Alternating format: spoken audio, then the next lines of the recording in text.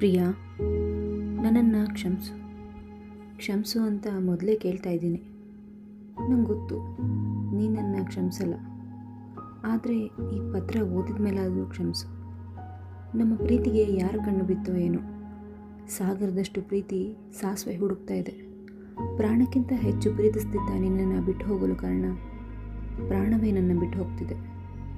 ನಂಗೆ ಗೊತ್ತು ಪ್ರಿಯಾ, ನೀನು ನಂಬಲ್ಲ ಅಂತ. ಆದರೆ ವಿಧಿಯಾಟದ ಕಾರಣದಿಂದ ನಾವಿಬ್ಬರೂ ಕಂಡ ಕನಸುಗಳು ನನಸಾಗುವುದಿಲ್ಲ ಎಂಬ ಮುನ್ಸೂಚನೆಗಳು ಸಿಕ್ಕಾಗೋಯಿತು. ನಮ್ಮ ಮದುವೆಗೆ ನೀನು ಮನೆಯವರನ್ನೆಲ್ಲ ಕಷ್ಟಪಟ್ಟು ಒಪ್ಪಿಸಿದ್ದೇನೆ ಅಂತ ಫೋನ್ ಮಾಡೋ ಹೊತ್ತಿಗೆ ನನಗೆ ಡಾಕ್ಟರ್ ರಿಪೋರ್ಟ್ ಕೊಟ್ಟಾಗಿತ್ತು.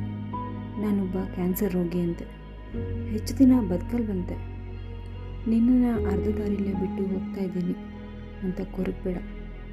ಏನು ಮಾಡೋದು, ಪರಿಸ್ಥಿತಿ ಎಂಥ ಮನಸ್ಥಿತಿನೂ ಬದಲಾಯಿಸ್ಬಿಡುತ್ತೆ.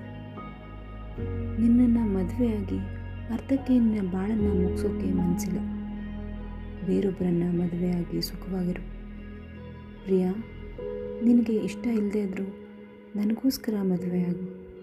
ನೀನು ಹೊಸ ಬಾಳು ಆರಂಭಿಸಿದರೆ ನನಗೆ ನೆಮ್ಮದಿ. ಆದರೆ ಒಂದು ಮಾತು ಕಣೆ, ಏನು ಏಕವಚನದಲ್ಲಿ ಮಾತಾಡ್ತಾ ಇದೆಯಾ ಅನ್ಕೊತಿದ್ಯಾ ಅಲ್ವಾ? ನೀನು ನನ್ನನ್ನು ಹೃದಯದಿಂದ ತೆಗೆದು ಹಾಕದೇ ಇದ್ದರೂ ನಿನ್ನ ಕೈ ಮೇಲೆ ಇರೋ ನನ್ನ ಇನಿಷಿಯಲ್ನ ದಯವಿಟ್ಟು ಅಳಿಸಿ ಹಾಕಿಬಿಡು. ಕಾಲಚಕ್ರ ಬದಲಾದಂತೆ ನಿನ್ನ ಬಾಳಿನಲ್ಲಿ ಬೇರೊಬ್ಬ ಹುಡುಗನ ಪ್ರವೇಶವಾಗಬಹುದು.